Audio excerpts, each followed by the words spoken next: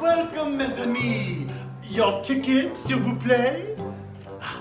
Right this way.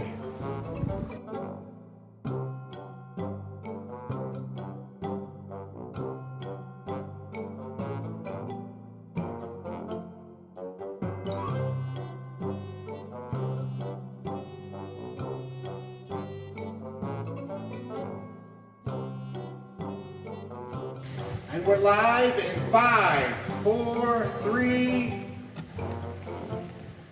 Live from the stage of our historic theater, the Woodland Opera House is delighted to present two tales from the pen of the world's most famous mystery writer, Agatha Christie's The Count and the Curse. Our first story, not surprisingly, is one of intrigue, deceit, and yes, murder. And if that weren't enough, it also features one of Christie's most famous creations, the incomparable detective, Hercule Poirot. So join us as we present The Adventure of the Italian Nobleman, adapted by Bob Cooner. Our guide and narrator will be Poirot's close companion and right-hand man, Captain Arthur Hastings here, and may I add my welcome to all of you. First, you might want to know a bit about my association with Hercule Poirot. We two have been friends and colleagues for more than a decade, having met in his native Belgium prior to the Great War. A pair of confirmed bachelors, we share a suite of rooms in Whitehaven Mansions in central London. Throughout the years, it has been my distinct pleasure to accompany Poirot on some of his most fascinating and confounding cases. No matter how many times I have seen my distinguished friend solve the most inscrutable crimes, I am still very much in awe of his ability to do so, though I dare not confess as much to him. Poirot is quite impressed with himself enough, thank you very much, without my adding any fuel to that fire. This particular case began one evening in early June with a visit from a neighbor, an informal acquaintance of ours, one Dr. Hawker, a member of the medical profession. It was the genial doctor's habit to drop in sometimes of an evening and have a chat with Poirot, of whose genius he was an ardent admirer. He had arrived about 8:30 and settled into a comfortable discussion on the cheery topic of the prevalence of arsenic poisoning. It must have been about a quarter of an hour later when the door of our sitting room flew open and a distracted woman burst into the room. Oh, Dr. Hawker, there you are. What a relief. Miss Ryder, what the devil are you doing here? My apologies, gentlemen. This is Miss Ryder, my housekeeper. Oh, I'm so sorry, Mr. Poirot, Captain Hastings, but I just had to find the doctor. It's an emergency. What is it, Miss Ryder? What's happened? Oh, such a terrible voice. It gave me a turn, it did indeed. What terrible voice? Who was it? What's the trouble? It was the telephone, Doctor. I answered it, and a voice spoke. Help, it said. Doctor, help. They've killed me. Then it sort of tailed away. I say. Who's speaking, I said. Who's speaking? Then I got a reply. Go on, mademoiselle. What was the reply? It was just a whisper. It seemed like Father Beanie, something like that, I think. Regent's Court. Oh, my God, it's Count Foscatini. He has a flat in Regent's Court. I must go at once. What could have happened? A patient of yours, Dr. Hawker? I attended him for a slight ailment a few weeks ago. An Italian nobleman, I dare say, speaks English beautifully. Well, I must wish you a good night, Monsieur Poirot, unless... I perceive the thought in your mind. I shall be delighted to accompany you. Quickly, Hastings, go get hold of a taxi. I say, listeners, have you ever noticed that taxis always seem to make themselves scarce when one is particularly pressed for time? Nevertheless, I managed to capture one at last, and we were soon bowling along in the direction of Regent's Court. When we arrived, there was no one in the lobby. The doctor pressed the lift bell impatiently, and it promptly arrived. Where to, gents? Flat 2, Count Foscatini. There's been an accident there, I understand. First I've heard of it. Mr. Graves, that's Count Foscatini's butler, went out about half an hour ago, and he said nothing. Is the Count alone in the flat, monsieur? No, sir. He's got 2 gentlemen dining with him. These 2 gentlemen, what are they like? I didn't see them myself, sir, but I understand that they were foreign gentlemen. Here we are, gents. 2nd floor. Flat 2's just there, opposite us. Doorbell's to the right. Thank you.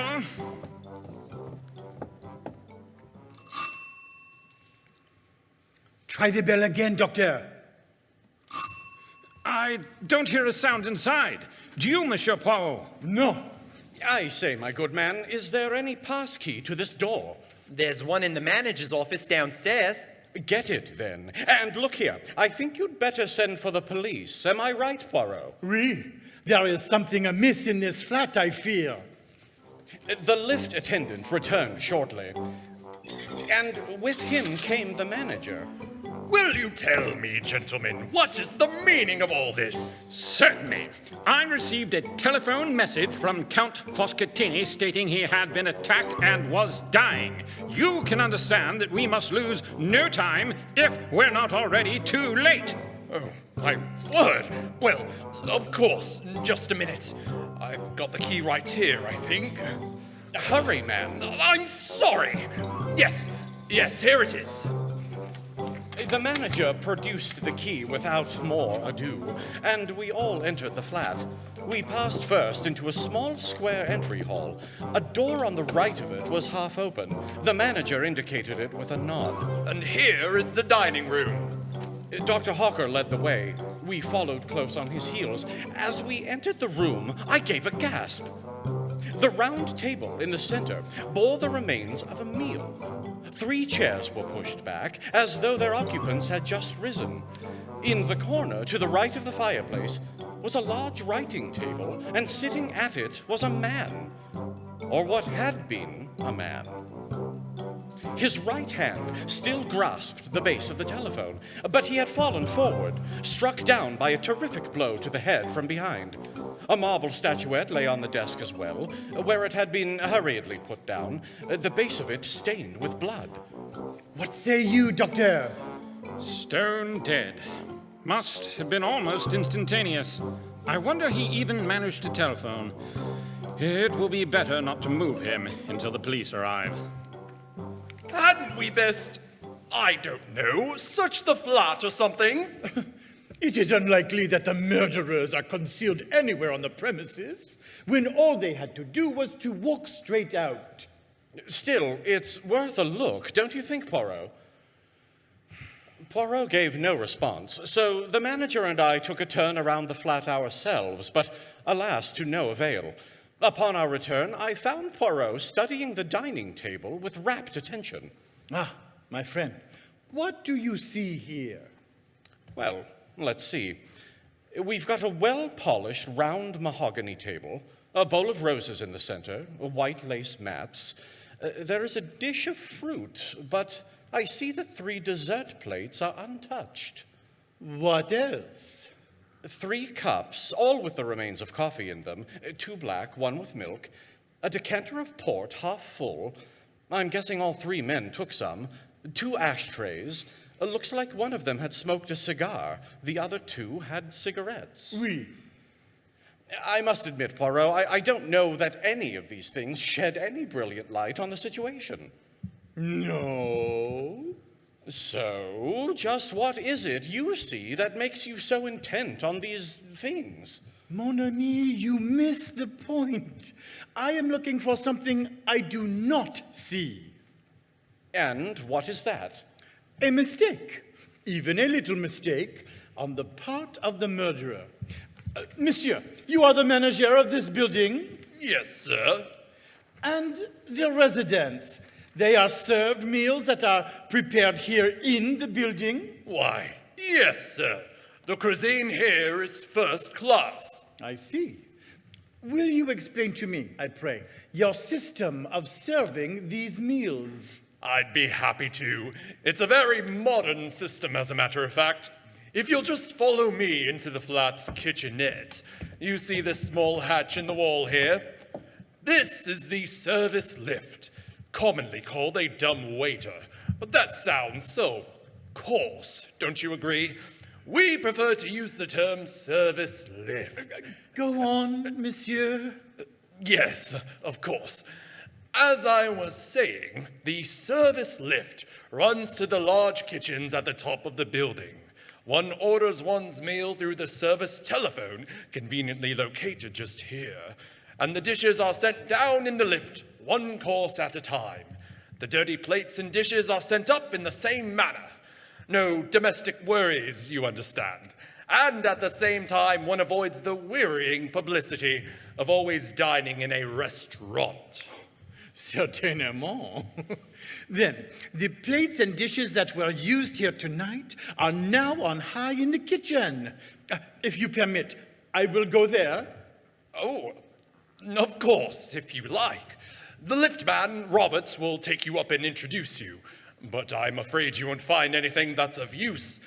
The staff up there are handling hundreds of plates and dishes, and they'll all be lumped together.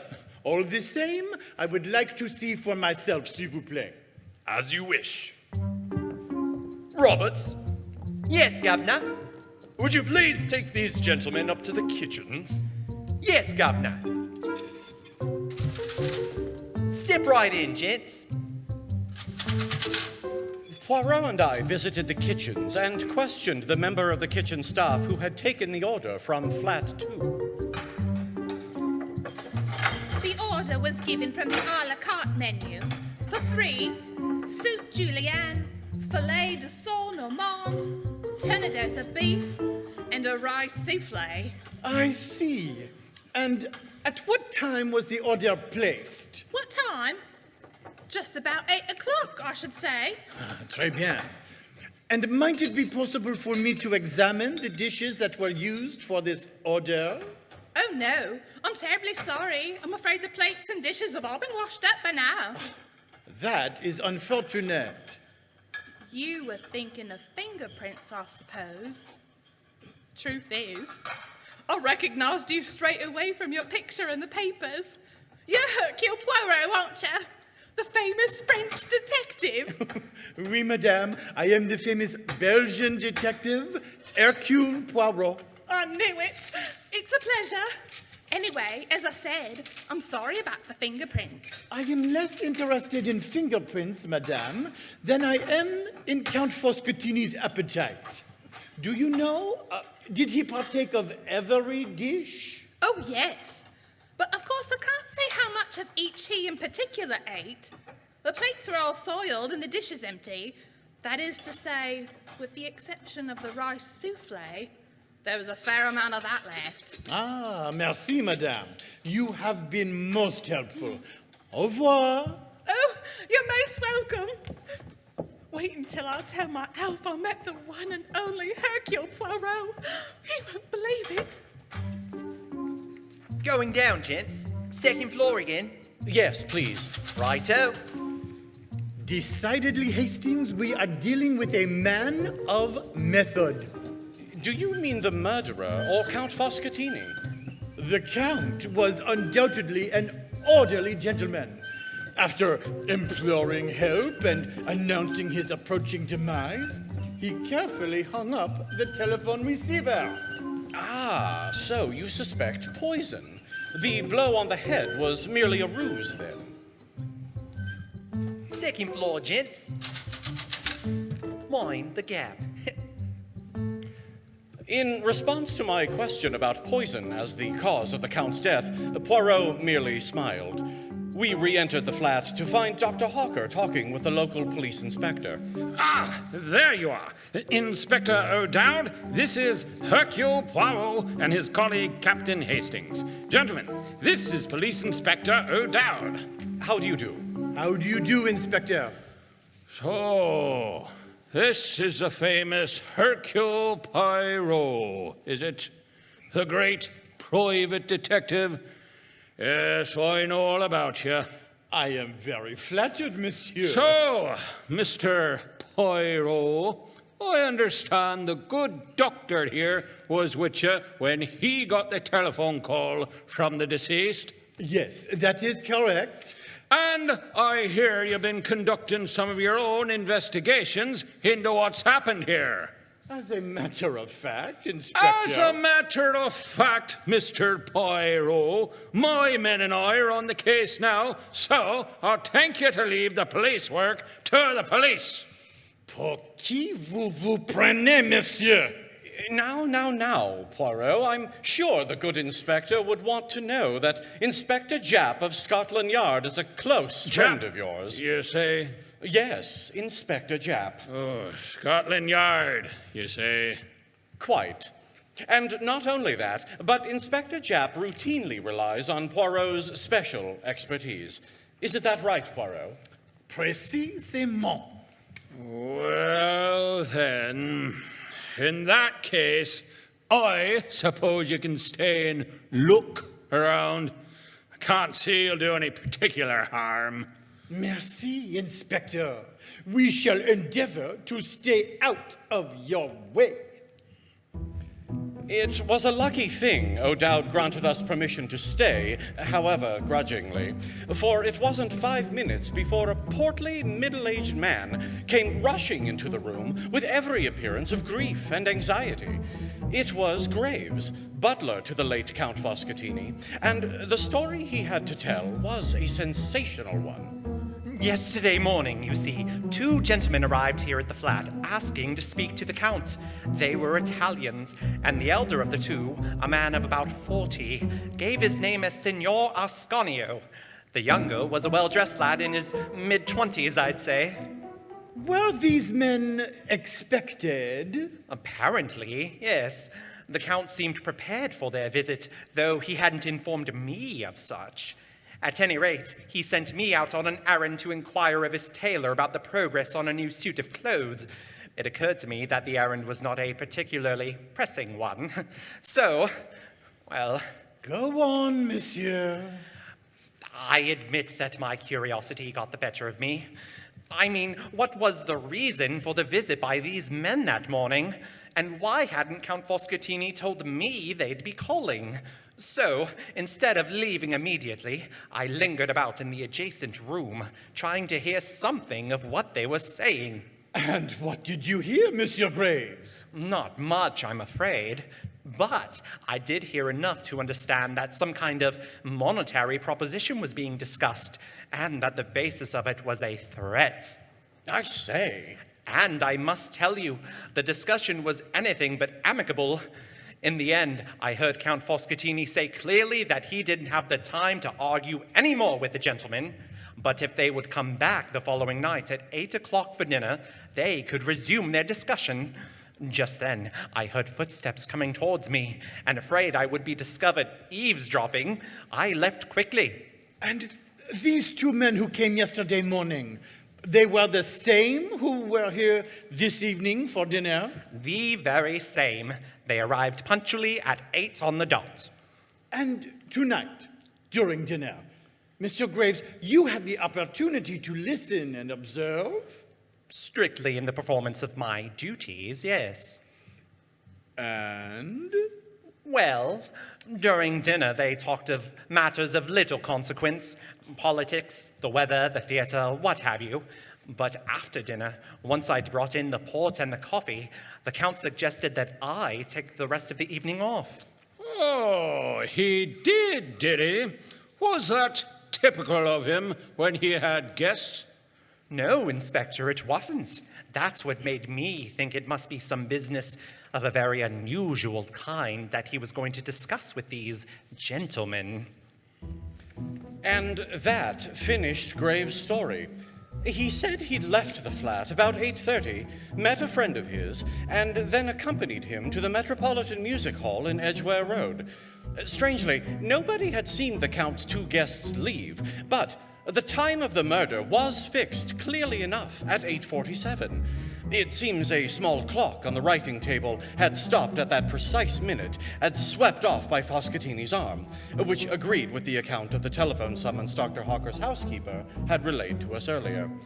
The police surgeon had made his examination of the body, and it was now lying on the couch. I saw the face of the dead Count for the first time. The olive complexion, the long nose, the luxuriant black mustache, and the full red lips drawn back from the dazzlingly white teeth. Not altogether a very pleasant face. Well, the case seems clear enough. The only difficulty will be to lay our hands on the Signor Ascanio. I suppose his address isn't in the dead man's pocket by any chance. You have observed, Inspector, that the Count Foscatini was an orderly man. Then I think I'll just take a look. Glory be and saints be praised. Would you look at that? Ha! And the writing's just as neat as a schoolmarm. Signor Paolo Ascanio, Grosvenor Hotel. The inspector placed a telephone call to the hotel and then turned to us with a grin. Just in time! Our fine senior was just about to leave to catch the boat train to the continent when my men got there and nabbed the hooligan. Well, gentlemen, that's just about all we can do here. It's a bad business, but straightforward enough. One of these Italian vendetta things, like as not. Thus airily dismissed, we found our way downstairs. Dr. Harker was full of excitement. Like the beginning of a novel, eh? Real exciting stuff. Wouldn't believe it if you read about it. What says the master detective? Nothing much to work your little grey cells over this time, what? You think not? What could there be? Well, for example, there is the window. The window? But it was fastened. Nobody could have got in or out that way. I noticed it specially. And why were you able to notice it? What are you getting at, Poirot? It is to the curtains that I refer. They were not drawn, but still open. A little odd, that. And then there was the coffee. It was very black coffee. Well, what of it? Very black. Also, let us remember that very little of the rice souffle was eaten. And we get... what? Moonshine, I guess. You're pulling my leg. Never do I pull the leg, Monsieur le Docteur. Hastings here knows that I am perfectly serious. All the same, I don't know what you're getting at. You don't suspect the butler, do you? Do you imagine he might have been in with the gang and put some sort of drug in the coffee? I suppose the police will test his alibi. Without a doubt, my friend. But it is the alibi of Signor Ascanio that interests me.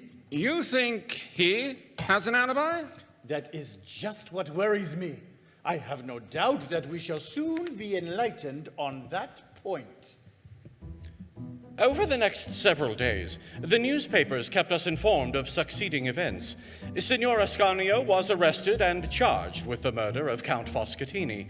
He denied ever knowing the Count and declared he had never been near Regent's Court on either the evening of the crime or the previous morning. The younger man had disappeared entirely. According to the hotel staff, Signor Ascanio had arrived alone at the Grosvenor. All efforts to trace the second man failed. When Ascanio stood trial, no less a personage than the Italian ambassador himself came forward and testified that Ascanio had been with him at the embassy from 8 till 9 that evening. And so Ascanio was acquitted. Naturally, a lot of people thought the crime was a political one and was being deliberately hushed up. Poirot had taken a keen interest in all these points. Nevertheless, I was surprised at breakfast one morning when Poirot informed me that he was expecting a visitor at 11 o'clock. None other than Signor Ascanio himself. You mean to say, Poirot, that Ascanio wishes to consult you? Au contraire, mon ami. It is I who wish to consult him. What about? The Regent's Court murder, of course. And you intend to prove that he did it after all? A man cannot be tried for murder twice, Hastings. Endeavor to have the common sense. Ah, that will be the gentleman. Within minutes, Signor Ascanio was ushered in.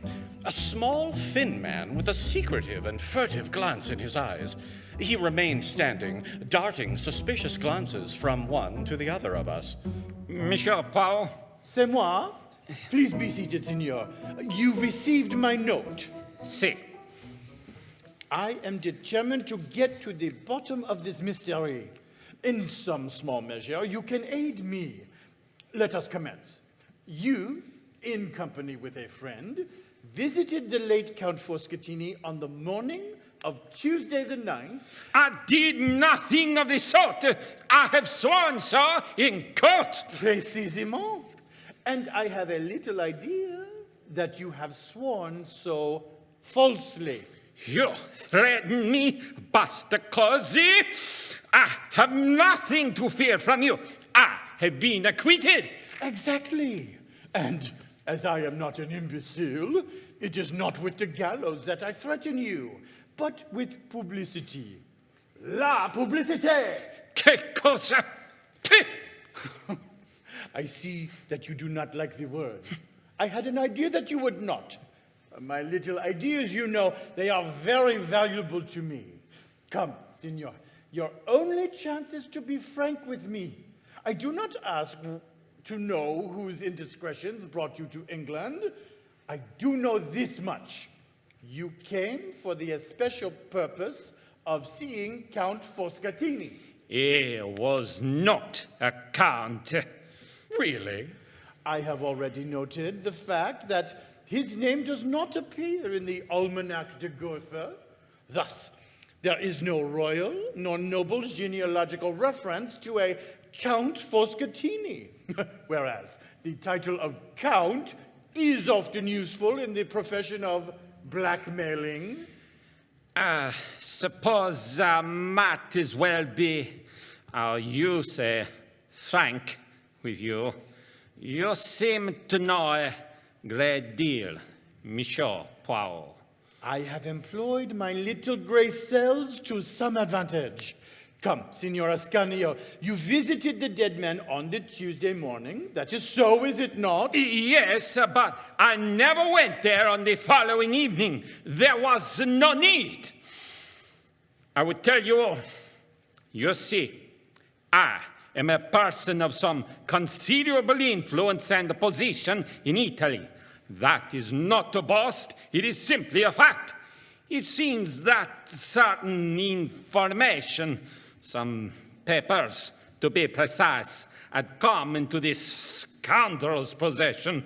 See, I say scoundrel. Nothing about him was the least bit noble. And these papers, Signor? See, the papers. If they were to be made public, I would undoubtedly find myself in, well, shall we say, somewhat delicate position. I see. As you might guess, it demanded a large sum of money in exchange for these papers. Thus, I came to London to take care of the matter.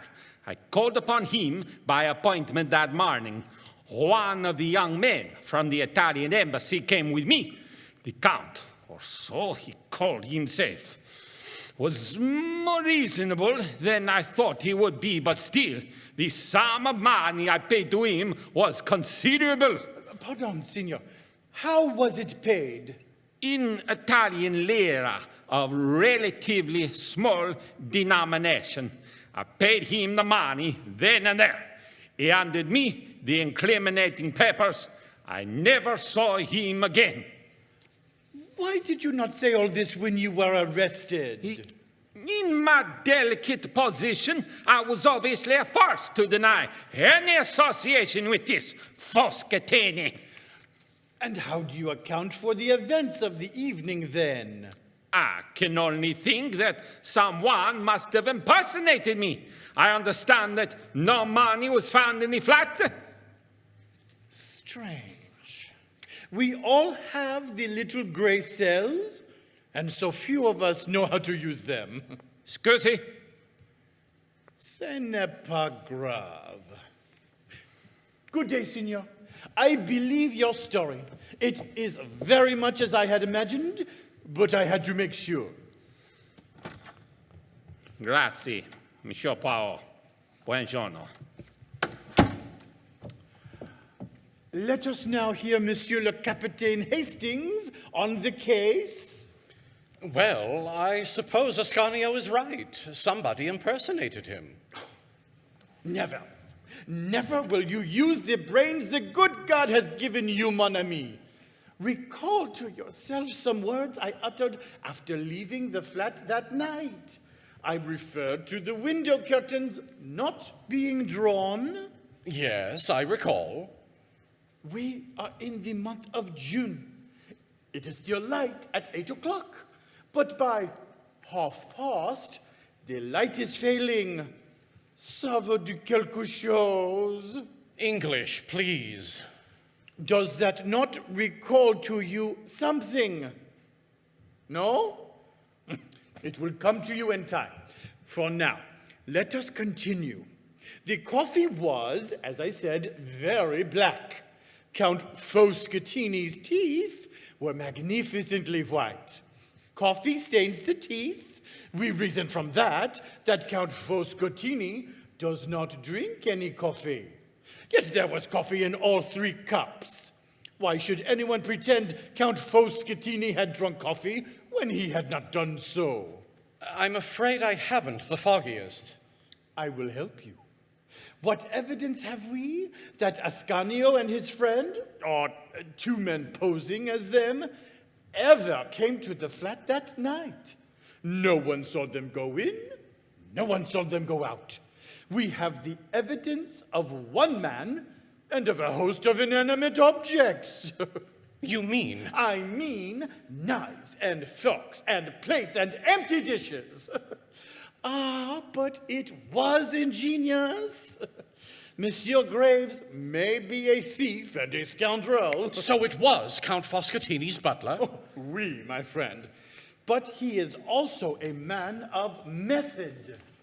Here is what happened. The morning that Signor Ascanio and the young man came to the Count's flat, Monsieur Graves overhears a portion of the conversation, enough to realize that Ascanio will be in a very difficult position to defend himself, now having paid the blackmail money to Foscatini. The following evening, about 8 o'clock, Graves tells the Count he is wanted on the telephone. Foscatini sits down at the desk, reaches out his hand for the telephone, and from behind, Graves strikes him down with the marble figure. Then, he goes quickly to the service telephone and orders dinner for 3.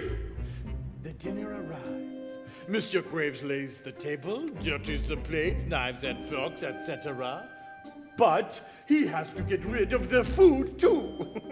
Not only is he a man of brains, he also has a resolute and capacious appetite. But after eating 3 tornadoes de boeuf, the rice soufflé is too much for him. He even smoked a cigar.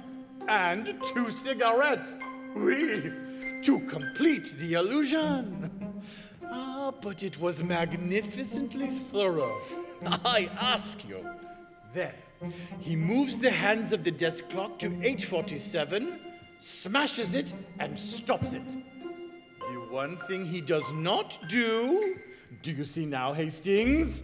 Is to close the curtains. Yes, of course. Très bien! If there had been a real dinner party, the curtains would have been drawn closed as soon as it grew dark. When the electric lights would have been turned on. Précisément. Then he quickly leaves. He mentions the 2 guests, supposedly having dinner with the Count, to the attendant as he takes the lift downstairs.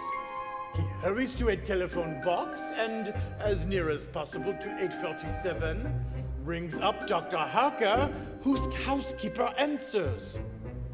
Graves impersonates his master's dying cry.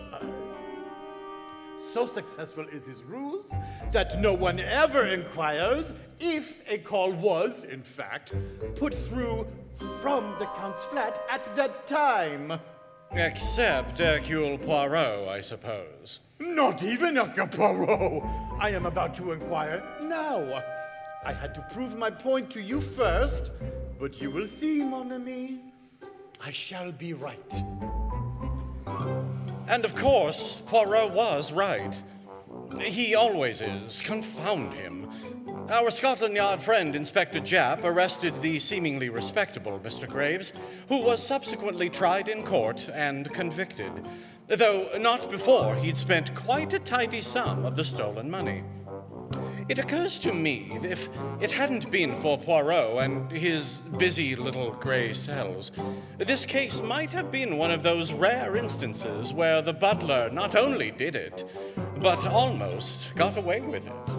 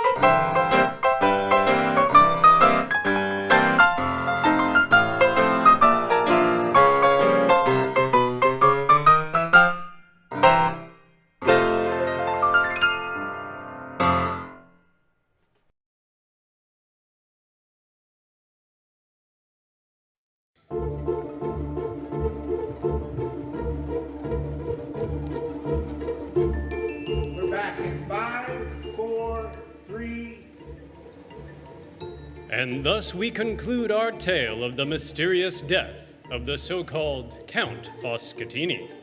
Ah, but what of the curse of our play's title? In our next story, Hercule Poirot delves into a string of puzzling deaths, all related to an ancient pharaoh's curse, in Dame Agatha Christie's The Adventure of the Egyptian Tomb. As before, Monsieur Poirot is joined by his colleague and companion, and our story's narrator.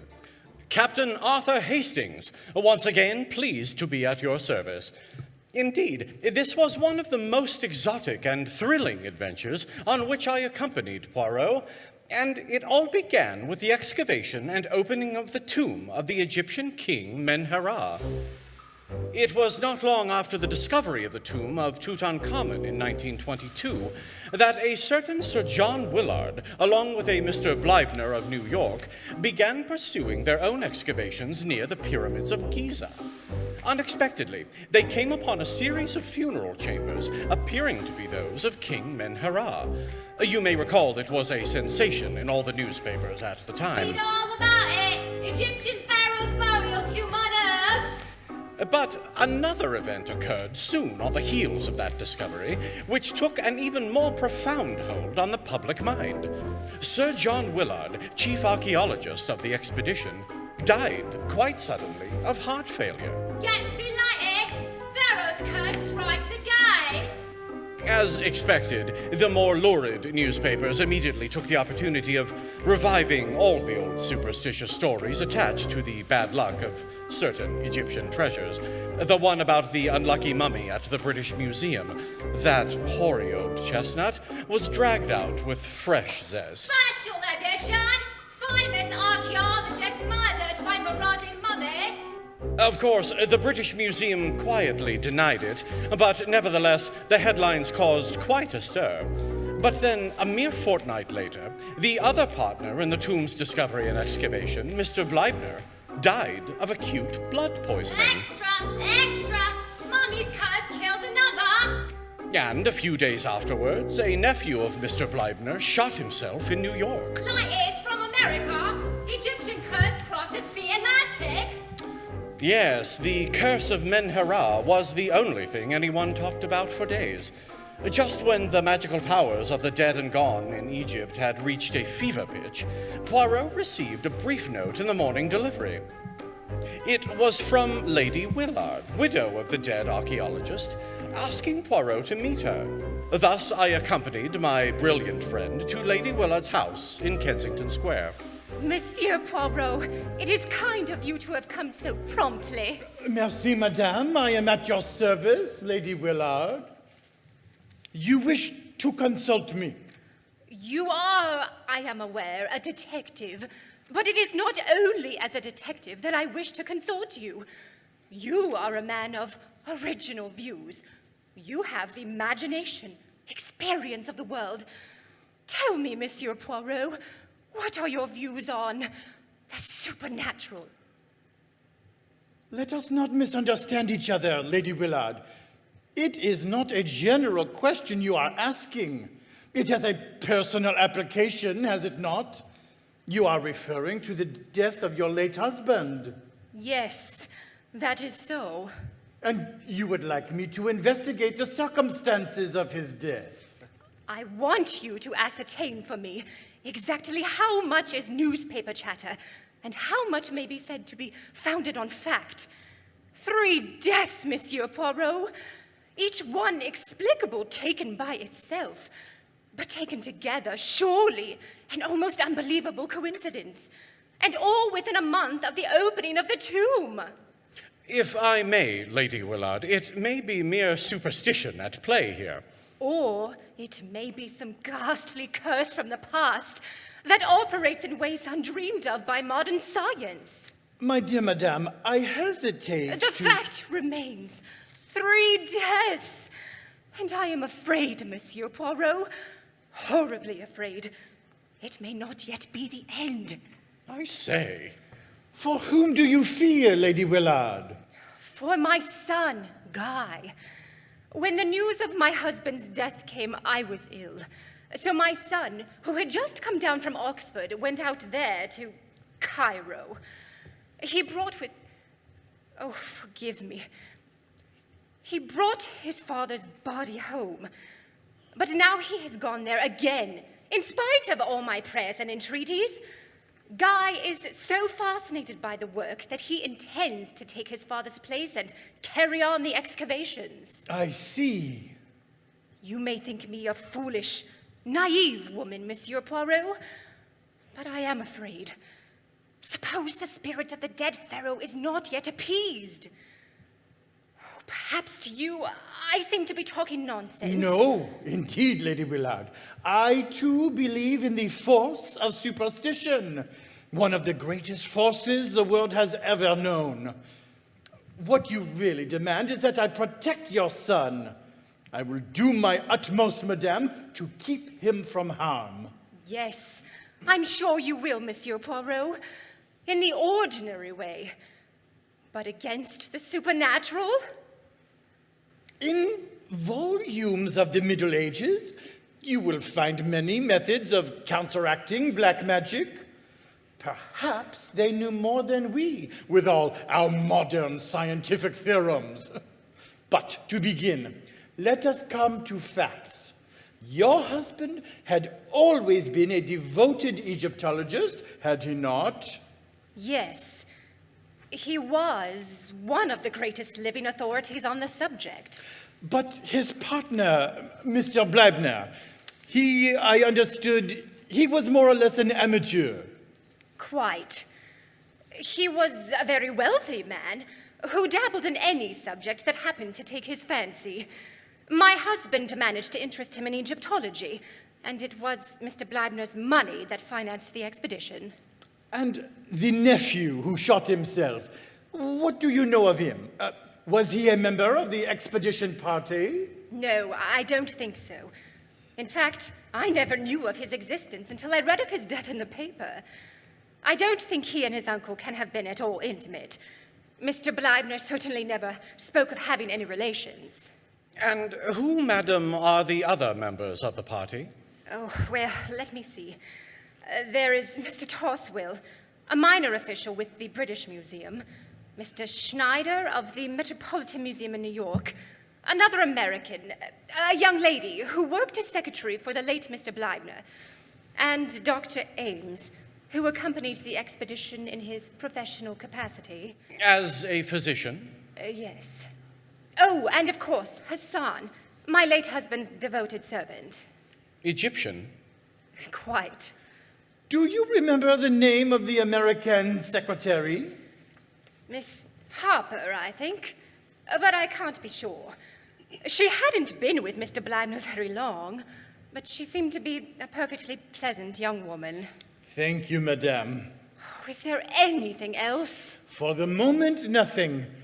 Leave it now in my hands, and be assured I will do all that is humanly possible to protect your son.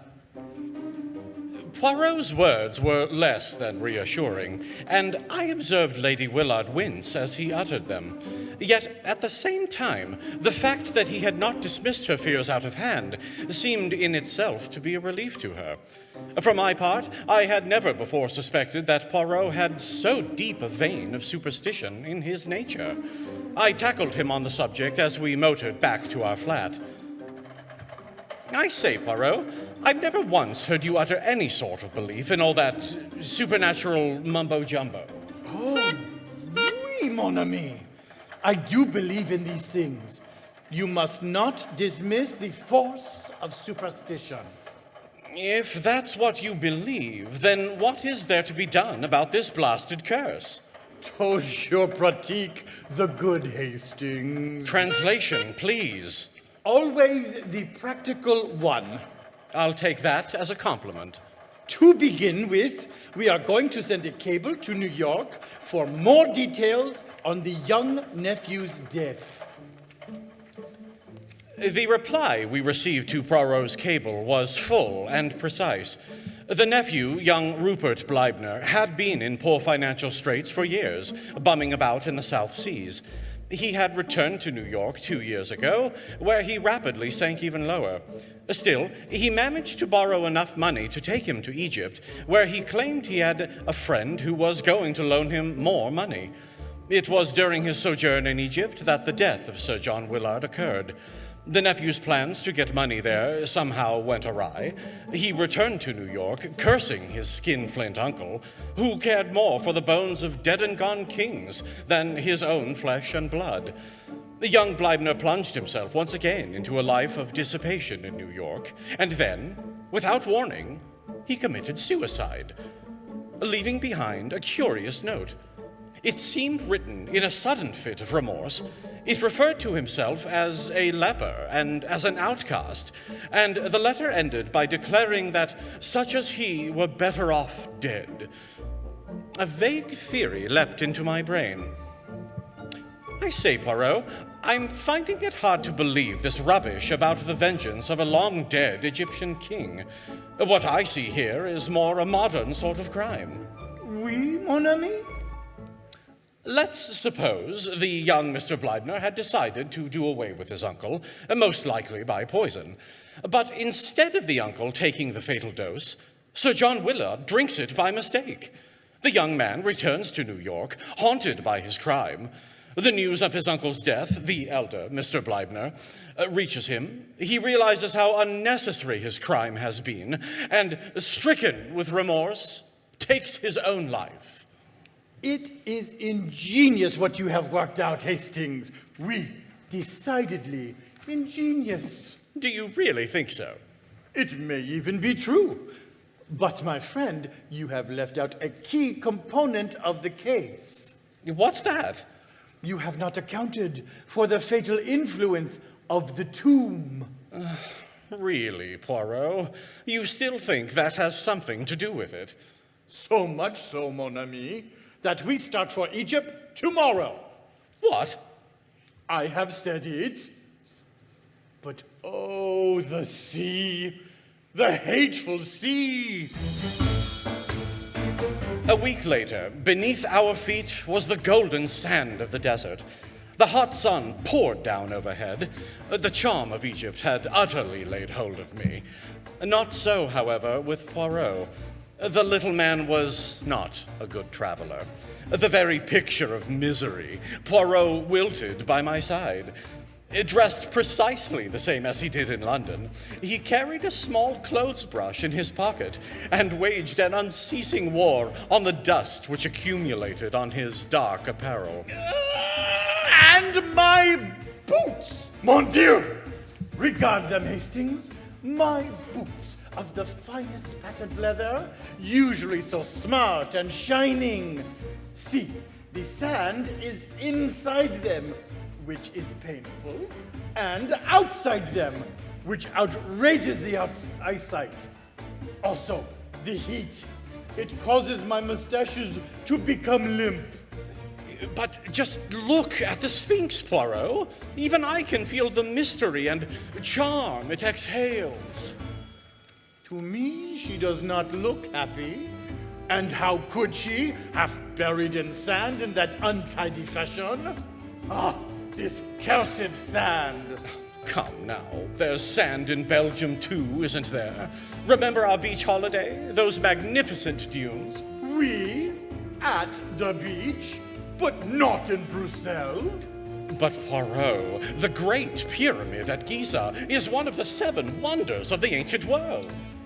It is true that the pyramids, at least, are of a shape solid and geometrical, but their surfaces and unevenness most displeasing. And the palm trees, I like them not. Not even do they plant them in rows. Perhaps we should start for the camp? Très bien. Please, procure for us the taxi. There is no taxi, Poirot, but I do see another mode of transportation just over there. Oh, mon Dieu. You can't mean. I'm afraid so, old man. Which of the camels do you prefer? I would be remiss, dear listeners, if I didn't remark somewhat on the spectacle of Poirot on a camel. Jésus, Marie, Joseph, qu'est-ce que c'est? Aidez-moi, sans mère, sans Christophe, me protège. He started with groans and lamentations, and ended with shrieks and gesticulations, and invocations to the Virgin Mary and every saint in the calendar. In the end, he descended ignominiously and finished the journey on a rather diminutive donkey. I must admit that a trotting camel really is no joke for the amateur. I myself was stiff as a board for days. That aside, at last we neared the scene of the excavations. A sunburnt man with a gray beard, in white clothes, and wearing a helmet, came to meet us. Mr. Poirot and Captain Hastings, we received your cable. I'm sorry that there was no one to meet you in Cairo. An unforeseen event occurred which completely disorganized our plans. Not another death? I'm afraid so, yes. Not Sir Guy Willard. No, Captain Hastings, not Sir Guy. I'm afraid it was my American colleague, Mr. Schneider. And the cause? Tetanus. Mon Dieu. I do not understand this. It is horrible. Tell me, monsieur, there is no doubt that it was tetanus? I believe not, but Dr. Ames can tell you more. Ah, of course. You are not the doctor. Heavens, no. My name is Toswell, Henry Toswell. I'm with the British Museum. If you'll come with me, I'll take you to Sir Guy. He was most anxious to be informed as soon as you arrived. Excuse me, Sir Guy. Yes, what is it? Monsieur Poirot and Captain Hastings have arrived. Ah, yes. My mother wired that she'd engage your services. Welcome to the desert, gentlemen. And this is my colleague, Dr. Ames. How do you do? How do you do, monsieur le docteur? And, Sir Guy, please accept our sincere condolences on the death of your father. Yes, I'd always been a great admirer of Sir John. As was I, thanks. And just how are you finding Egypt so far, Captain Hastings? Oh, utterly fascinating and enchanting. Yes, rather, isn't it? And you, Monsieur Poirot?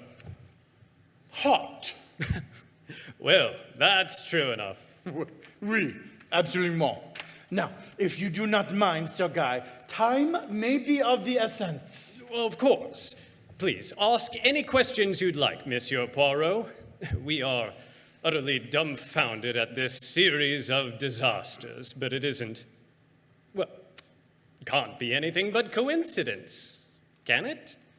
Despite what my superstitious mother might want to believe. Your heart truly is in this work, Sir Guy. Rather. No matter what happens or what comes of it, the work is going on. Best make up your mind to that. And what have you to say to that, Dr. Ames? Well, I'm not for quitting either. Then, évidemment, we must find out just how we stand. When did Mr. Schneider's death take place, Dr. Ames? 3 days ago. And you are sure it was tetanus? Dead sure. It couldn't have been a case of strychnine poisoning, for instance? No, Monsieur Poirot. I see what you're getting at. But it was a clear case of tetanus. Did you not inject antiserum? Certainly we did. Every conceivable thing that could be done was tried. Had you the antiserum with you? No, we procured it from Cairo. Have there been any other cases of tetanus in the camp? No, not one. And are you certain that the first death, the death of Mr. Bleibner, was not due to tetanus? Absolutely plumb certain. He had a scratch upon his thumb, which became infected, and septicemia set in. It sounds pretty much the same to a layman, I dare say, but blood poisoning and tetanus are entirely different. Then we have 4 deaths, all totally dissimilar. 1 heart failure, 1 blood poisoning, 1 suicide, and 1 tetanus. Is that Not correct, Sir Guy? Unfortunately, yes, Monsieur Poirot. And, Monsieur le Docteur, you are certain that there is nothing which might link the four together? I don't quite understand. Then I will put it plainly.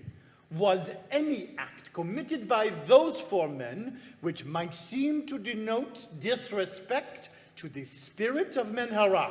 But that's just rubbish, Monsieur Poirot. Surely you've not been goaded into believing all that fool talk. Absolute nonsense. So you do not believe it, Monsieur le Docteur? No, sir, I do not. I am a man of science. Was there no science, then, in ancient Egypt? No. Do not answer me. But tell me this. What do the local workmen think? I'll admit that they're getting what you might call scared, but they've no cause to be. I wonder. Surely you cannot believe in... But the thing's absurd. You can know nothing of ancient Egypt if you think that. I know what I have read in this book. And just what book is that, Poirot? Here, you may read the title for yourself. The magic of the Egyptians and the Chaldeans. Oh, come now, Poirot, you can't really think. Indeed, monsieur, I can. Au revoir, gentlemen. Captain Hastings? Where is Poirot going? What's his idea? I don't know exactly. He's got some plan of exorcising the evil spirits, I suppose. I mean, really. Good day.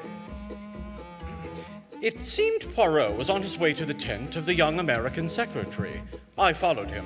Mademoiselle Harper? Yes, I'm Margaret Harper. And you?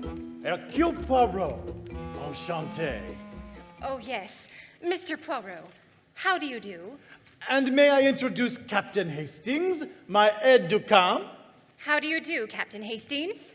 How do you do? Mademoiselle Harper, you do not mind to answer some questions? Not in the least.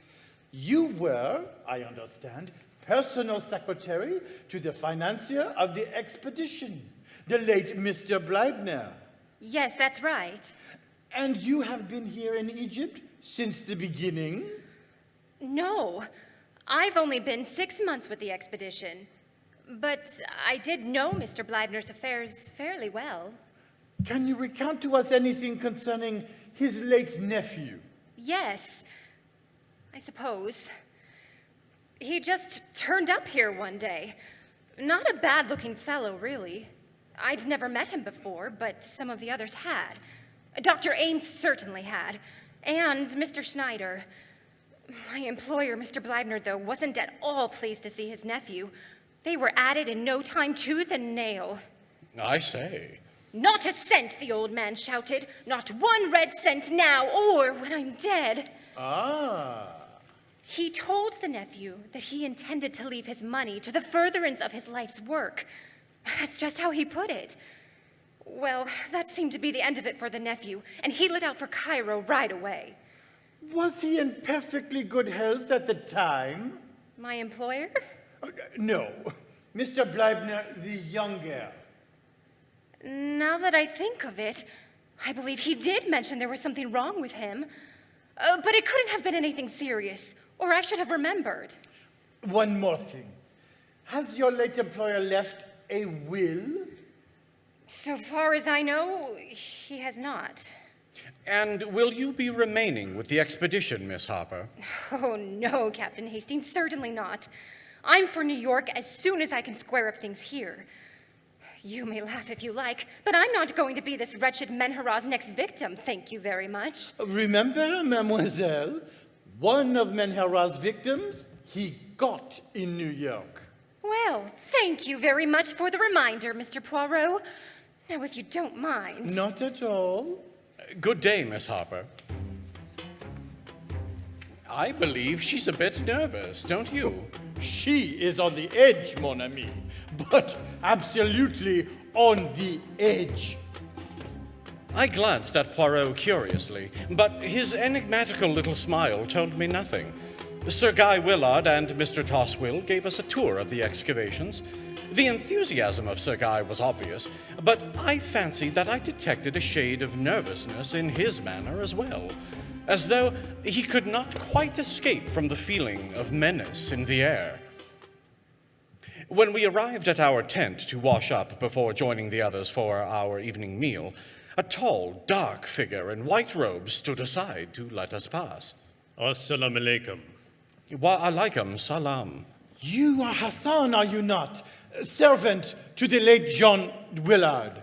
I serve my lord, Sir John. Now I serve his son. You are a wise one, they say, learned in dealing with evil spirits. You must persuade Sir Guy to depart from here. There is evil in the air around us. I must go. If I may, Hassan, I will walk with you. I would like to have a brief word. As you wish. If you will wait outside, I will be just a moment. Did you hear, Hastings? Evil in the air. Mon ami. Yes, I feel it. Shall I join you and Hassan then? No, mon ami. I shall be quick, I assure you. Poirot returned, and we both readied ourselves for supper. Our meal was hardly a cheerful one, as we all felt the sense of dread hanging over us. Just as we were preparing to retire to our tents for the night, Sir Guy suddenly caught Poirot by the arm and pointed to something outside.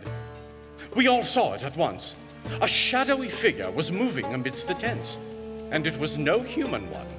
I recognized distinctly the dog-headed shape I had seen carved on the walls of the tomb. My blood literally froze at the sight. Mon Dieu, it is Anubis, the jackal-headed god of departing souls. Someone is hoaxing us. It went into your tent, Miss Harper. No, into the tent of Dr. Ames. No, Toswill's right. Someone's out to dupe us. Come on, we'll catch the rotter. Dr. Ames dashed energetically in pursuit of the shadowy apparition. I followed him, but search as we might, we could find no trace of any sort of intruder, living or otherwise. I headed back to our tent, somewhat disturbed in mind, to find Poirot taking his own measures to ensure his safety. He was busily surrounding the tent with various diagrams and inscriptions, which he was drawing in the sand. Among them, I recognized several five-pointed stars or pentagrams. I say, Poirot, what are you up to? We can now sleep in peace, mon ami, and I can do with some sleep. My head, it aches abominably. For a good tisane. Assalamu alaikum. Oh, yes, Hassan, come in. What is it you have there? I have tea, sir. Oh, oui, merci beaucoup. As if an answer to prayer. It is chamomile, sir. A particular favorite of mine. Un superbe arome. Merci, monsieur. And you, Captain. Shall I pour? What's that? Oh, yes. No. On second thought, I think I won't. Thanks anyway. You are most welcome, sir. I will leave the tray here, if you have a change of mind. Very well. Ma salama. Good night, sir. Good night, Hassan. Poirot, would you just look at that desert and that endless sky? I could feel the fascination, this desert life, this probing into the heart of a vanished civilization. Surely, Poirot, you too must feel the charm. I say, you must feel it too, what? Poirot? Oh, my God. Wake up, man. Wake up. Wake up, I tell you. Dr. Ames! Dr. Ames, please, come at once. Hurry. What is it? What's the matter? It's Poirot. He's taken very ill. What's the commotion? Is it that intruder again? Have you seen Hassan? We need to stop him. Don't let him leave the camp. What is it? What's happening? Something horrible has happened, hasn't it? Please, Miss Harper, wait outside. No, I want to know what's happened. Here, Dr. Ames, you see? The chamomile tea. I'm afraid he's dying. Extraordinary. Looks like a seizure. Or what did you say about something he drank? It was the tea Hassan brought. The chamomile. Only I did not drink it. My God. No, I did not drink the tea. While my good friend was apostrophizing the night, I took the opportunity of pouring it not down my throat, but into this little bottle, voila, which will go to the chemist. May I take a look at that, Monsieur Poirot? No, Monsieur le Docteur. As a man of science, you will understand that the bottle should remain in my possession. Come along, you! Here's the rogue, Captain Hastings! What do you have to say for yourself, Hassan? Nothing have I to say. I do not know what... Because there is nothing for you to say, my friend. Release this gentleman, s'il vous plaît. Hold on. He's the villain who brought the tea.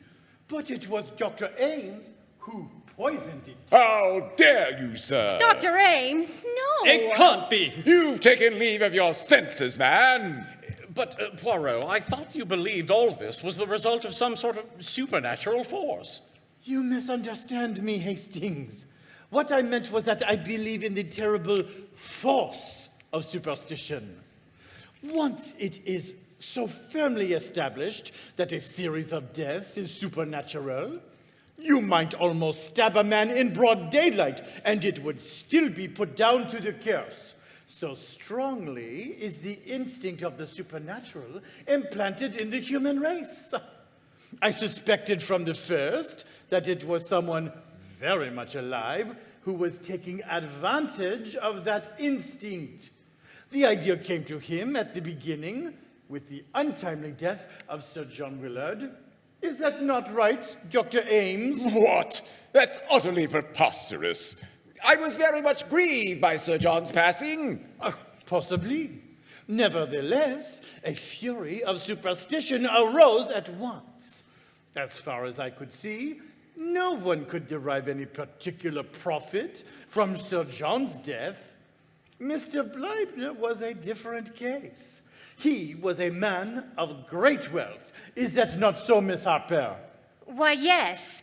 Even more so than the public realized. The information I received from New York contained several suggestive points. To begin with, the nephew, the young Mr. Bleibner, so destitute himself, reportedly said he had a good friend in Egypt from whom he could borrow money.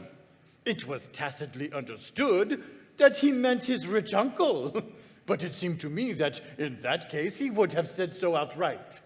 So the good friend to whom he referred must have been someone else in Egypt who would give him what he needed. Another thing, once here in Egypt, his uncle, according to Miss Harper, refused outright to advance him a penny. Yet somehow he was able to pay the return passage to New York. Someone here must have lent him the money. I certainly didn't. I'd never even met the chap. And frankly, he seemed to me to be nothing more than an immoral layabout.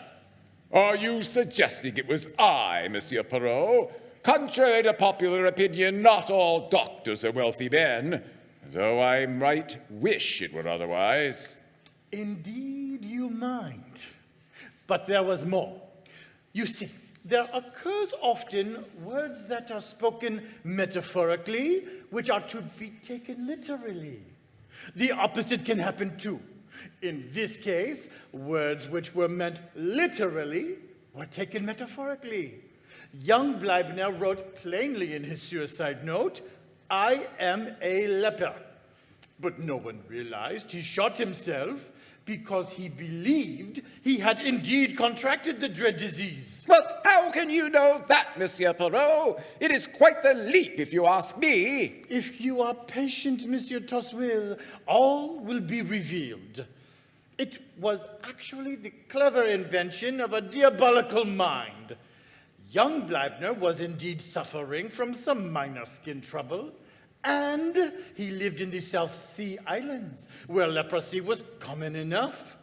When Dr. Ames, his former friend and a highly respected man of medicine, delivered the grim diagnosis of leprosy, young Mr. Bleibler never doubted his estimable friend. If what you say is true, Monsieur Poirot, then we've all been living and working here alongside a cold-blooded killer. Is that what you're suggesting? This is beyond belief, I tell you. It is indeed what I suggest, mademoiselle, but I was not so certain at the beginning. When I first arrived here, my suspicions were divided between Dr. Ames and you yourself, Miss Harper. What? But I soon realized that only the doctor could have perpetrated and concealed the crimes.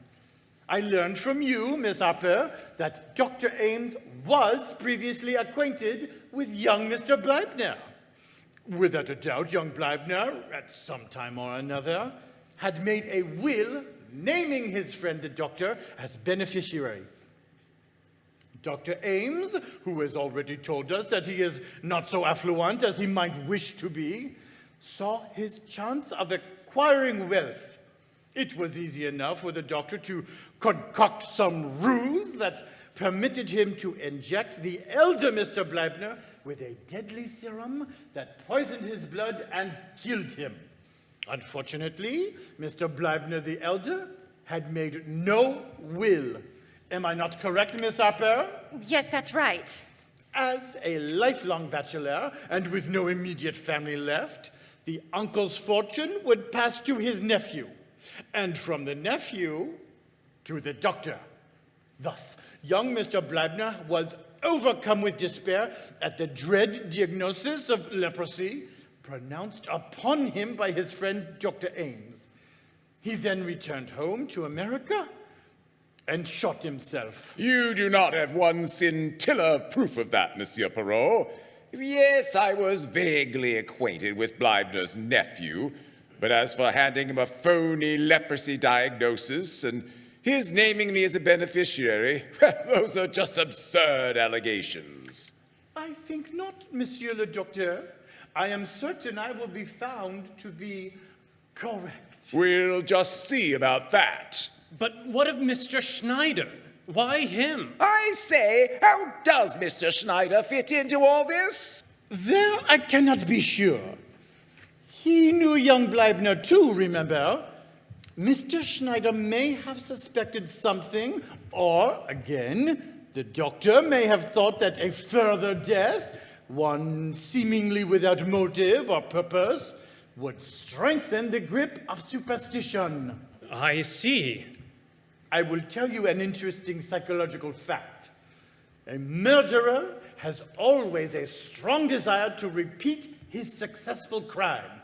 Hence my fears for you, Sir Guy. Still, it all seems fantastic. I say, Poirot, but what of that spectral figure of Anubis we saw stalking through camp after supper this evening? It certainly seemed to give you a fright. How do you explain that? Son, if you will be so kind. It was I you saw, Mr. Toswell. Monsieur Poirot enlisted my assistance in donning the mask of Anubis in an effort to bring forth the confession from the real murderer. I wanted to see if I could frighten the good doctor. But it would take more than the supernatural to frighten you, eh, Dr. Ames? I could see that you are not entirely taken in by my pretenses of belief in the occult. No, I was not. And I'm just as unimpressed with the spectacular tale you seem intent on spinning. I suspected that you would endeavor to make me your next victim. And I was right, wasn't I? As evidenced by this little bottle of poison tea. Were you right, Monsieur Poirot? Maybe so, maybe not. But either way, it's of no matter. Not while I have this! You! In his hand! A vial! Quick! Hastings! Take it! Ames, don't do it! Let it go, Doctor! No, he's swallowing it. Dr. Ames, can you hear me, Dr. Ames? I'm afraid that's the end of him. The vial in his hand, Hastings. Hand it to me, s'il vous plaît. No doubt it was poison? Cyanide, to be sure. Oui. The vial smells of bitter almonds, an indisputable sign. How horrible. I never would have imagined it. Dr. Ames, a bloody murderer! And another victim. But mercifully, the last. 3 deaths on the doctor's head. Mr. Bleibner, the nephew, and the unfortunate Mr. Schneider. I must say, Poirot, I'm astonished you were able to work out that Ames was responsible for all 3 of them.